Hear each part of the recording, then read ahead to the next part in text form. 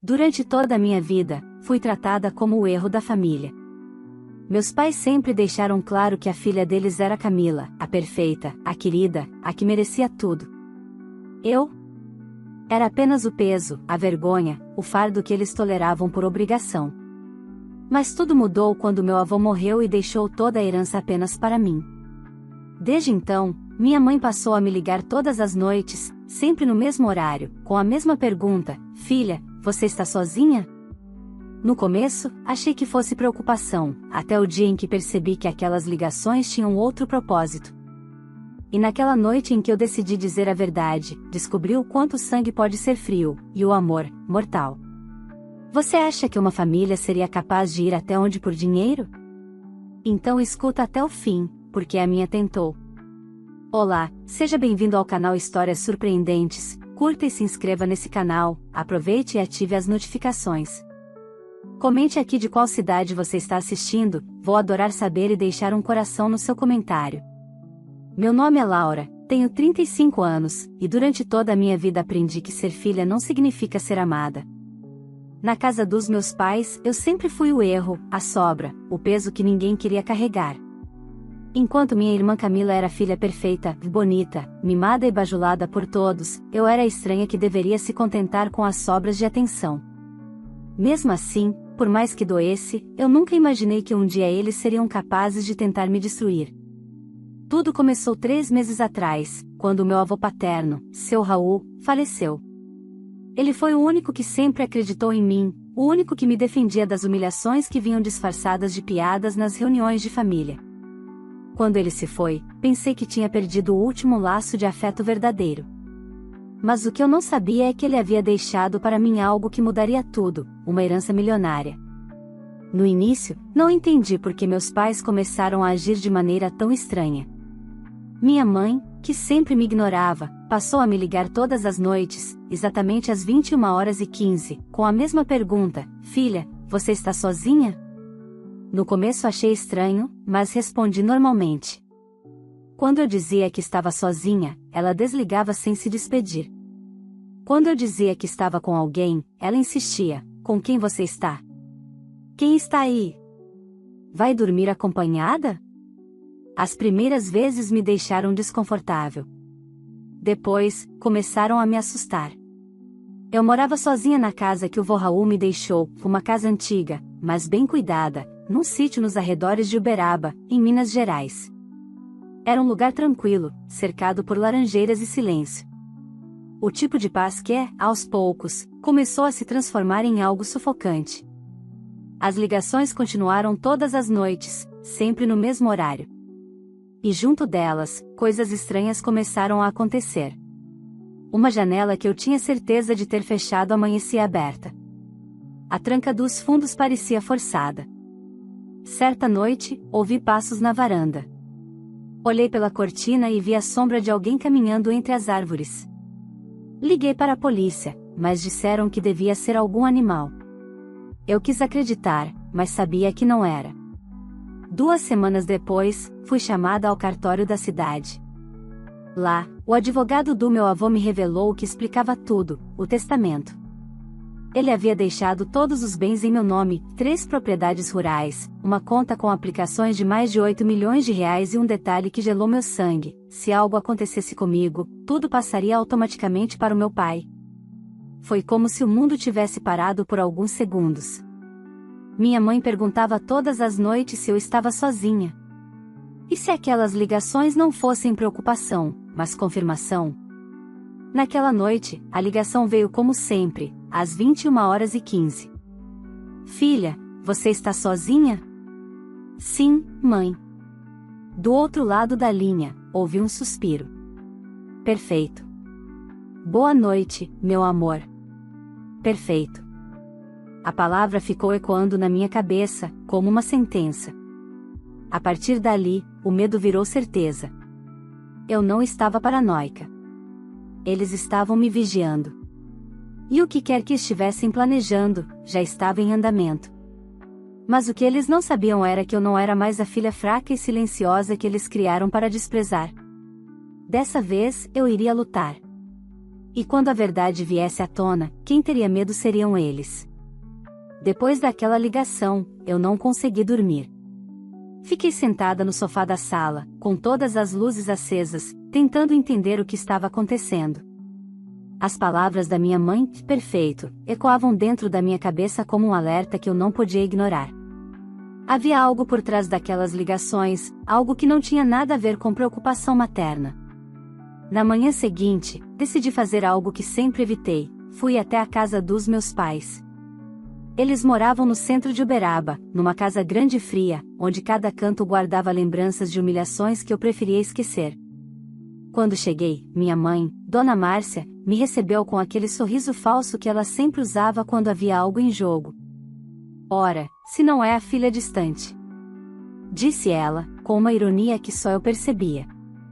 Vim conversar, respondi, tentando manter a calma. Você tem me ligado todas as noites.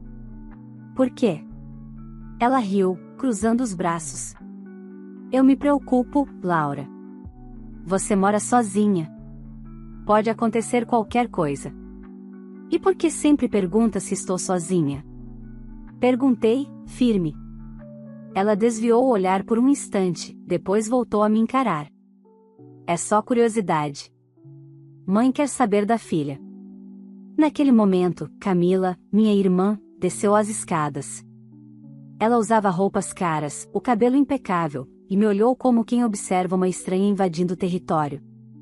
O que você está fazendo aqui? Perguntou, seca. Mamãe, você não precisava atender.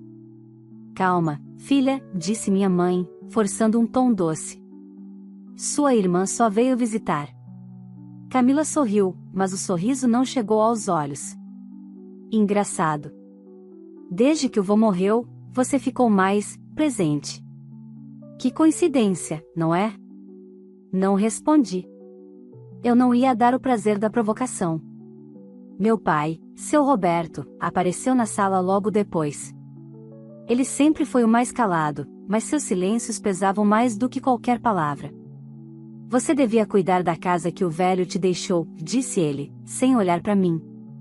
É o mínimo que pode fazer para honrar o nome dele. Eu estou cuidando, respondi. Mas é curioso, o senhor sabe quanto ela vale? O olhar dele endureceu. Por um segundo, tive a certeza de que ele sabia exatamente o valor daquela herança, e que aquele cuidado que todos fingiam demonstrar era apenas interesse disfarçado. Naquela noite, voltei para casa com um nó no peito.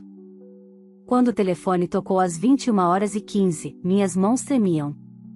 Filha, você está sozinha? Perguntou minha mãe. Não, menti. A dona Ruth está aqui comigo. Ah, e ela vai dormir aí? Vai sim, menti de novo, observando pela janela a estrada deserta que levava à minha casa. Houve uma pausa. Entendi, disse minha mãe, num tom gelado. Então amanhã conversamos. Boa noite. Desliguei e respirei fundo. Se ela realmente estava tentando saber quando eu ficava vulnerável, eu precisava reagir. Liguei para Dona Ruth, minha vizinha, uma senhora de 60 e poucos anos, viúva e extremamente observadora. Contei parte do que estava acontecendo, omitindo a herança. Ela ouviu tudo em silêncio e depois disse: eu já tinha notado movimentos estranhos perto da sua casa à noite. Carros que passam devagar, faróis apagados. Acha que tem a ver com sua família? Tenho quase certeza, respondi. No dia seguinte, fui ao escritório do advogado do meu avô, Dr. Álvaro, o mesmo que tinha me informado sobre o testamento. Ele me recebeu com um olhar preocupado. Laura, eu sabia que esse dinheiro traria problemas.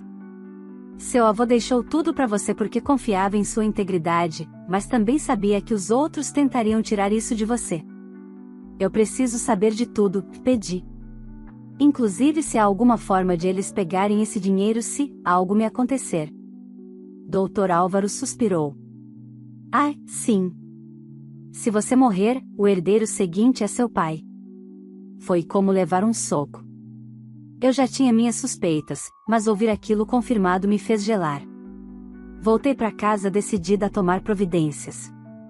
Instalei câmeras, Troquei as fechaduras e pedi a Ruth que ficasse atenta a qualquer movimentação. Mas naquela noite, quando o telefone tocou novamente, senti que o jogo estava prestes a mudar. Eu atenderia. E dessa vez, eu não mentiria. Naquela noite, quando o relógio marcou 21h15, o telefone tocou como sempre. Por um instante, pensei em deixar tocar, ignorar, fingir que nada estava acontecendo. Mas parte de mim sabia que, se quisesse entender até onde minha família estava disposta a ir, eu precisava encarar. Atendi. Filha, você está sozinha? Perguntou minha mãe, com aquele tom ensaiado de doçura. Dessa vez, resolvi falar a verdade. Sim, mãe. Estou sozinha. Do outro lado, o silêncio durou mais do que o normal. Então ela respondeu, em um sussurro quase imperceptível: perfeito. Dorme bem. A ligação terminou, e o ar da casa pareceu ficar pesado. Fui até a janela e, sob o luar pálido, notei algo diferente: um carro parado na estrada, quase escondido pelas árvores. As luzes estavam apagadas, mas eu via o brilho metálico da lataria. Fiquei imóvel, observando. Depois de uns 15 minutos, o carro deu ré lentamente e desapareceu. O medo começou a se misturar com uma certeza sombria: eles estavam planejando algo. E aquela noite era apenas o começo. Na manhã seguinte, recebi uma visita inesperada. Era minha irmã, Camila, vestida impecavelmente como sempre, com o perfume caro preenchendo o ar. Laura, precisamos conversar, disse ela, com um sorriso falso que eu já conhecia bem. Ela entrou sem esperar convite, sentou-se no sofá e cruzou as pernas, como se estivesse em território dela. Mamãe e papai estão muito preocupados com você. Disseram que anda nervosa, desconfiada, que tem falado em perseguição. Engraçado, Camila. E você veio me visitar por preocupação ou por curiosidade? Por preocupação, claro. A gente quer te ajudar. Mamãe comentou que você está com a casa do vô, que talvez pudesse vender. É muito grande para você sozinha, não acha? Eu sabia onde ela queria chegar.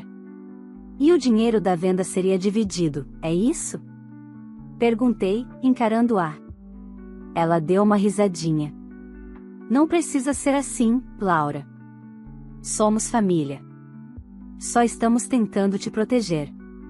Você não sabe lidar com esse tipo de coisa. Foi aí que percebi, eles sabiam sobre a herança. E mais, tinham certeza de que eu era incapaz de administrá-la. Queriam me fazer acreditar que precisava deles, que sozinha eu não sobreviveria. Obrigada pela preocupação, Camila. Disse, levantando-me. Mas eu não pedi ajuda. E a casa é minha. Assim como tudo o que o vô deixou. O sorriso dela desapareceu. Você sempre foi ingrata. Mamãe tinha razão sobre você. Respondeu, levantando-se também. Não diga que não avisei. Quando ela foi embora, senti um arrepio percorrer minha espinha. Naquele olhar final, havia algo além de raiva, havia intenção. No mesmo dia, procurei o Dr. Álvaro novamente. Contei tudo. As ligações, o carro, a visita. Ele ouviu em silêncio, depois disse: Laura, está claro que há um risco real. Não subestime isso. Se eles estão desesperados, podem tentar algo grave. E o que eu posso fazer? Primeiro, proteger-se. Segundo, registrar tudo. Ligue para a polícia, explique as ameaças, peça reforço. E, se possível, deixe alguém com você por alguns dias. Voltei para casa decidida a agir. Chamei Dona Ruth e contei tudo, sem omitir nada dessa vez, inclusive sobre a herança. Ela me olhou com os olhos marejados, apertou minha mão e disse: eles não vão te fazer mal, Laura. Não enquanto eu estiver por perto. Naquela noite, às 21h15, o telefone tocou novamente. Filha, você está sozinha? A voz da minha mãe veio fria, controlada. Olhei para Ruth, que estava sentada à minha frente. Não, mãe. Dona Ruth está aqui comigo. Vai dormir aqui hoje. Um longo silêncio. Ah, que pena. Respondeu ela. Boa noite, então. Dessa vez, não foi apenas a frase. Foi o tom. Ela não estava decepcionada. Estava irritada. O tipo de irritação de quem teve um plano interrompido. Ruth e eu passamos a noite acordadas, com as luzes acesas e o telefone desligado. Por volta das 2 da manhã, ouvimos algo. Um som metálico, como se alguém mexesse na porta dos fundos. Corremos para a janela da cozinha e vimos 2 vultos se afastando rapidamente. No dia seguinte, chamei a polícia. O policial que atendeu, Sargento Melo, ouviu tudo e disse com seriedade: "Isso é grave, senhora. A senhora tem inimigos próximos." "Próximos demais." Respondi. Ele prometeu reforçar as rondas noturnas e deixou seu contato direto.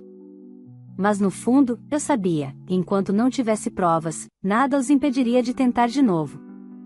E foi aí que um plano começou a se formar na minha cabeça. Se eles queriam me pegar sozinha, eu iria deixá-los acreditar que a hora perfeita tinha chegado. Depois da última tentativa de invasão, percebi que eu não podia mais apenas me defender. Eu precisava agir, e agir rápido. O Sargento Melo manteve a promessa e passou a vir à minha casa quase todas as tardes para checar as câmeras e ver se havia novos vestígios. Em uma delas, captamos algo perturbador: um carro branco, parado na estrada às 21h20, por 3 noites seguidas. O mesmo modelo, a mesma placa. Quando o policial pediu o registro, descobriu que o veículo estava em nome de Roberto, meu pai. Naquele momento, qualquer dúvida que ainda restava desapareceu. Eles não só estavam me vigiando, estavam me caçando. Passei a fingir normalidade. Atendi às ligações da minha mãe com o mesmo tom, respondendo como sempre, mas cada palavra era cuidadosamente medida. Eu queria que ela acreditasse que eu continuava vulnerável. Enquanto isso, o Sargento Melo e o Dr. Álvaro montavam comigo um plano para pegá-los em flagrante. "Você vai precisar ter sangue frio, Laura", disse Melo. "Vai dizer a ela o que ela quer ouvir. E, quando eles vierem, nós estaremos prontos." Naquela noite, contei tudo a Dona Ruth, que, ao me ouvir, empalideceu. "Você tem certeza disso, minha filha? É muito perigoso." "Eles não vão parar, Ruth. Se eu não fizer nada, da próxima vez talvez não tenha segunda chance." Ela ficou em silêncio por alguns segundos e então concordou. "Então eu vou te ajudar." Com a ajuda do sargento, escondemos 2 policiais à paisana nos arredores da propriedade. Um ficaria atrás do pomar, o outro próximo ao galpão, onde havia uma boa visão da estrada. A ideia era simples: quando eu recebesse a ligação de rotina, diria à minha mãe que estava sozinha. Se houvesse alguma tentativa de invasão, eles agiriam. Por mais que eu me preparasse mentalmente, o medo era real naquela tarde. Caminhei pela casa em silêncio, tocando nas paredes, nos móveis, lembrando de cada canto que o vô Raul havia construído. Era como se eu estivesse me despedindo. Às 21h15, o telefone tocou. Respirei fundo e atendi. "Filha, você está sozinha?" Minha voz saiu firme, mas o coração batia descompassado. "Sim, mãe. Sozinha." Dona Ruth foi dormir cedo, na casa dela. Do outro lado da linha, silêncio. Depois, ela respondeu com suavidade: "Ah, que bom. Estava com saudade de você. Dorme bem, tá?" Desliguei lentamente. Lá fora, o vento soprava entre as árvores, fazendo as folhas balançarem como se o próprio ar estivesse em alerta. Me sentei na poltrona da sala, tentando controlar a respiração. As horas passaram devagar, até que, perto de 23h30, o som que eu mais temia se repetiu: o motor de um carro se aproximando pela estrada de terra. Apaguei as luzes e olhei pela janela. O mesmo carro branco. Dessa vez, 3 pessoas desceram: meu pai, minha mãe e Camila. Ver os 3 ali, juntos, me causou uma mistura de raiva e incredulidade. Eles estavam mesmo dispostos a me eliminar. Meu pai carregava uma chave de fenda e um pé de cabra. Camila falava alguma coisa, gesticulando, nervosa. Minha mãe, fria como gelo, apontava para os fundos da casa. O plano era entrar por lá, o mesmo portão que eu encontrara arrombado dias antes. Quando meu pai começou a forçar a tranca, as luzes externas da casa se acenderam de uma vez, iluminando tudo como se fosse dia. Polícia! Mãos para cima! Gritou o sargento Melo, surgindo detrás do pomar com mais 2 oficiais. O caos foi instantâneo. Camila gritou. Meu pai tentou correr, mas escorregou no barro. Minha mãe ficou imóvel, os olhos arregalados, enquanto 2 policiais corriam em sua direção. A cena parecia um pesadelo que finalmente estava acabando. Quando os 3 foram algemados, o sargento se aproximou de mim. Conseguimos, Laura. Está tudo registrado. Eles serão indiciados por tentativa de homicídio. Olhei para meus pais, agora deitados no chão, cobertos de lama. Minha mãe me encarava com ódio puro. Você não sabe o que está fazendo, ingrata. Gritou ela. A gente só queria o que era nosso por direito. O que é de vocês? Respondi, a voz trêmula. O que o vô deixou foi meu. E se ele fez isso, foi porque sabia o tipo de gente que vocês são. Ela tentou avançar, mas o policial a conteve. Camila, aos prantos, gritava que não sabia de nada, que só tinha vindo porque os pais insistiram. Mas no bolso dela, encontraram um pequeno frasco com líquido inflamável, gasolina. Iam incendiar a casa, disse o sargento, olhando para mim. E provavelmente fingiriam que foi um acidente. As palavras dele me atingiram como um soco. Eu quase não consegui responder. Fiquei parada, olhando as luzes vermelhas e azuis piscando, refletindo nas paredes da casa que, minutos antes, quase havia se tornado meu túmulo. Quando as viaturas partiram levando minha família, senti uma mistura de alívio e tristeza. Mas também um sentimento novo, algo que eu nunca havia sentido em toda a vida: liberdade. As horas seguintes pareciam um borrão. Eu fiquei sentada na varanda, envolta num cobertor que o sargento Melo me trouxe, tentando compreender o que tinha acabado de acontecer. A madrugada ainda estava fria, e o som distante das sirenes parecia ecoar dentro de mim. Meu corpo tremia, mas não de medo, era um misto de choque e libertação. Eles estão presos, Laura, disse o sargento com firmeza. Vão responder por tentativa de homicídio qualificado, conspiração e associação criminosa. Nenhum juiz vai soltar um trio desses tão cedo. Concordei em silêncio. Mesmo com a voz dele tentando me tranquilizar, parte de mim ainda não acreditava. Meus próprios pais, minha irmã. Eles tinham realmente planejado me destruir. Pouco antes do amanhecer, as equipes da perícia chegaram. Fotografaram a casa, recolheram o pé de cabra, o galão de gasolina e os celulares deles. O perito confirmou o que o sargento suspeitava: o plano era simular um assalto seguido de incêndio. Eu seria a vítima acidental. Um caso simples de uma mulher que vivia sozinha, assustada, que teria reagido e morrido carbonizada. Um crime quase perfeito, se não fosse o vô Raul, que de algum modo previu tudo ao deixar tudo em meu nome e despertar a ganância deles. Enquanto os policiais trabalhavam, o Dr. Álvaro chegou à minha casa. Eu vim assim que soube, disse ele, ajeitando os óculos. Laura, o que aconteceu aqui vai dar o que falar. Mas agora você precisa se proteger juridicamente. Não se sinta culpada, você só reagiu. Eu não me sinto culpada, doutor. Eu me sinto vazia. É como se eu tivesse passado a vida inteira tentando merecer o amor deles, e no fim, o que eu recebi foi uma sentença de destruição. Ele se aproximou e colocou uma mão no meu ombro. Eles já estavam perdidos há muito tempo. O dinheiro só revelou o que sempre existia dentro deles. No fim daquela manhã, eu fui chamada à delegacia para prestar depoimento. Reviver tudo diante do delegado e dos investigadores foi doloroso. Contei sobre as ligações diárias da minha mãe, sobre o carro na estrada, sobre as ameaças veladas. Quando mencionei o perfeito que ela dizia sempre que eu confirmava estar sozinha, o delegado apenas balançou a cabeça e anotou: frieza total. isso mostra planejamento. Horas depois, me mostraram as mensagens de celular encontradas no aparelho da minha mãe. Ali estava tudo. Conversas com meu pai e com Camila. Hoje ela disse que está com a vizinha, não dá, amanhã tento de novo. Se ela estiver sozinha, é só abrir a porta do fundo e fingir que foi assalto. Camila leva o líquido. Meu estômago virou. Eram provas incontestáveis, provas de que o amor de mãe e pai nunca existiu, apenas conveniência e inveja. Enquanto eu ainda estava na delegacia, uma jornalista local apareceu.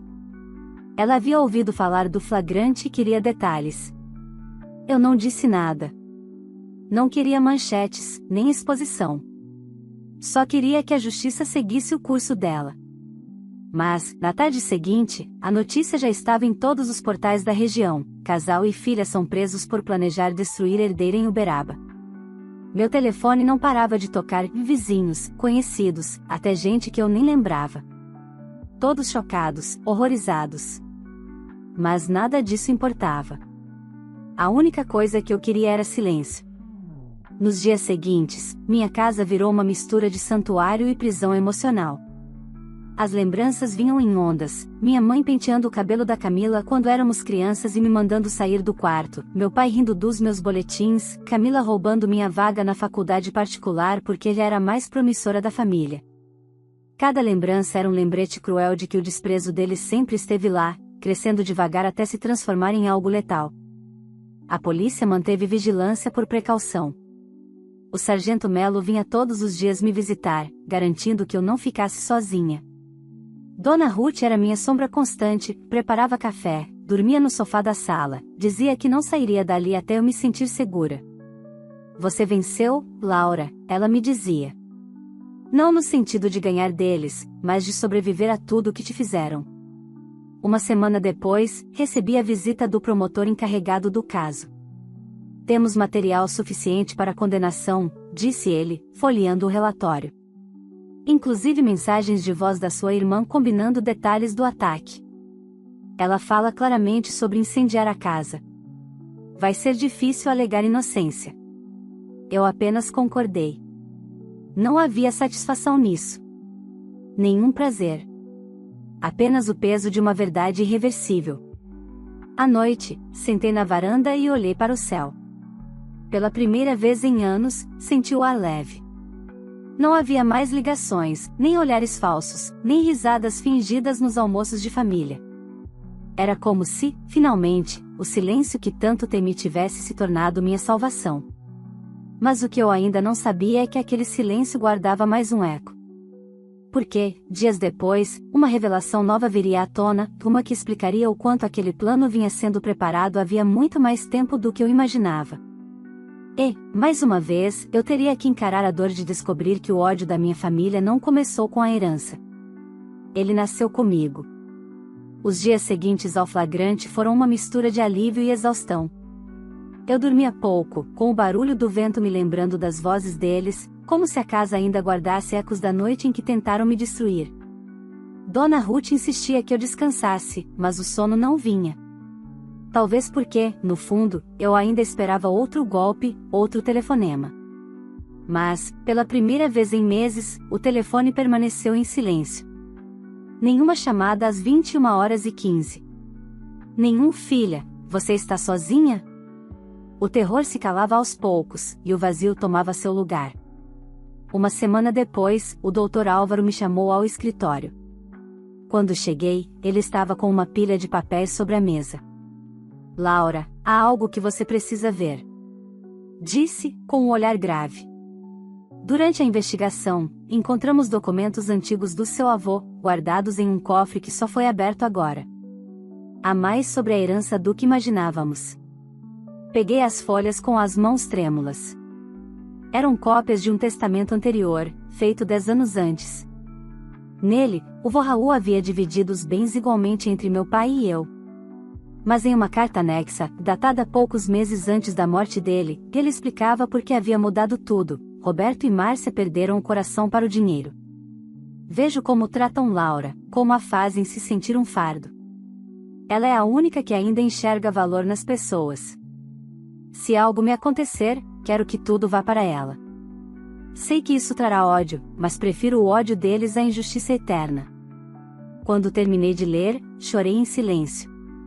Não era o dinheiro que doía, era a confirmação de que meu avô havia enxergado o que eu mesma tentava negar por toda a vida, que meus pais e minha irmã nunca me amaram. Eles só sabiam amar o que podiam controlar. O julgamento aconteceu 2 meses depois. A sala do tribunal estava lotada de curiosos, jornalistas e vizinhos. Eu estava lá, sentada na primeira fileira, acompanhada do Dr. Álvaro e de Dona Ruth. Quando os trouxeram algemados, o silêncio tomou conta da sala. Meu pai, com um olhar baixo, parecia um homem derrotado. Minha mãe mantinha a postura ereta, os olhos fixos em mim, frios como sempre. E Camila, a princesa da família, chorava de forma tão ensaiada que nem os jurados se comoveram. As provas falavam por si. Mensagens, áudios, vídeos das câmeras de segurança. O plano era claro, detalhado, calculado. O promotor descreveu passo a passo o que fariam: arrombar a casa, incendiar o cômodo principal e colocar o galão de gasolina na minha mão para simular suicídio. Enquanto ele falava, eu sentia o corpo estremecer, mas mantive a cabeça erguida. Eu precisava ver o fim com meus próprios olhos. A defesa tentou alegar insanidade temporária, mas o juiz foi implacável. No terceiro dia de julgamento, a sentença veio: 25 anos de prisão para cada um, sem direito a regime semiaberto antes de cumprirem metade da pena. Minha mãe não reagiu. Meu pai apenas fechou os olhos. Camila caiu no chão chorando, pedindo perdão, dizendo que não sabia o que estava fazendo. Mas eu sabia. Todos sabiam. Quando o juiz bateu o martelo, algo dentro de mim se quebrou e, ao mesmo tempo, se curou. Era o fim de uma história que começou quando eu ainda era criança e tentava entender por que o amor sempre vinha com desprezo. Na saída, repórteres me cercaram, perguntando o que eu sentia ao ver minha família condenada. Respondi apenas: não perdi uma família. Perdi uma prisão. Depois disso, me afastei de tudo. Vendi a casa da cidade e voltei para o sítio do vô Raul. A mesma casa que eles tentaram transformar em minha sepultura se tornou meu refúgio. A reforma demorou meses, mas quando terminei, cada parede carregava um pedaço da minha liberdade. Plantei novas laranjeiras, pintei os muros, troquei o portão. E, todas as noites, o vento batendo nas janelas já não me assustava mais. Era apenas o som da vida seguindo seu curso. Às vezes, ainda penso neles. No que devem sentir, nas celas frias, sem poder controlar mais ninguém.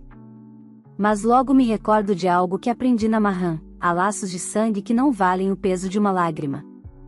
Ruth continua sendo minha vizinha e minha única família verdadeira. Aos domingos, tomamos café na varanda, rimos de pequenas coisas e assistimos o sol se pôr sobre os laranjais. Você está em paz, Laura? Ela me perguntou certa vez. Pensei por um instante. Sim, Ruth. Pela primeira vez, estou. Naquela noite, sentei-me na varanda sozinha. O telefone antigo ainda estava na estante, desligado, mas às 21h15, por costume, olhei para ele. O silêncio era total. Nenhuma ligação. Nenhuma voz fingindo carinho. E eu percebi que aquele silêncio, que antes me assustava tanto, agora era prova de que eu sobrevivi. Respirei fundo, olhando o céu estrelado e murmurando para mim mesma: eles tentaram me apagar, mas foi assim que eu descobri quem realmente sou. Deixei o telefone ali, como um símbolo do passado que não voltaria mais. Agora, finalmente, a casa era só minha. A vida também. Se você chegou até aqui, me conta. Você faria o mesmo que a filha fez? Depois de tudo que ela passou, de ser rejeitada, humilhada e ainda ver a própria família tentar tirar sua vida, você teria coragem de enfrentá-los como ela fez, ou tentaria perdoar?